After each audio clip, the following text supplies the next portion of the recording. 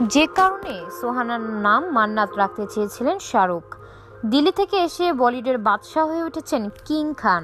তিনি যখন মুম্বাই এসেছিলেন তার কাছে কিছুই ছিল না। বিরাট শহর মুম্বাইয়ে শুধুমাত্র স্বপ্নই ছিল তার একমাত্র সম্বল। আর শুরুর দিন থেকে তার সঙ্গে ছিলেন স্ত্রী গৌরী। তার সঙ্গে সংসার শুরু করেন শাহরুখ। সাজিয়ে তোলেন জীবন। শাহরুখের জীবনে তার স্ত্রী ও 3 সন্তানের পাশাপাশি আরও একটি বিষয় নিয়ে আলোচনা হয়, তা হলো তার স্বপ্নের অট্টালিকা মান্নাত। মুম্বাইয়ের অন্যতম আকর্ষণ অভিনেতার এই বাড়ি, যা তিনি কিনেছিলেন খ্যাতি আসার পর। এদিকে শাহরুখের 3 সন্তানের মধ্যে মেয়ে সোহানার নামকরণ নিয়েও গল্প আছে। সোহানার জন্মের পরই মান্নাত কিনেছিলেন শাহরুখ। তার আগে থাকতেন একটি পেন্ট হাউজে।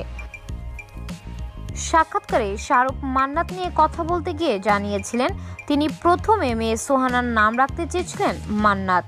তার ও গৌরীর দুজনেরই নামটি পছন্দ হয়েছিল, কিন্তু পরবর্তীতে সোহানাই রাখেন নাম। তবে মান্নাত নামটি তারা কিছুতেই ভুলতে পারছিলেন না। নতুন বাড়ি কেনার পর নামকরণ নিয়ে আর দুবার চিন্তা করেননি শাহরুখ। গৌরী নাম দেন মান্নাত। এই বাড়িকে মেয়ের মতোই আগলে রাখেন খান পরিবার। সানিয়া আজমা, রেডিও শহর।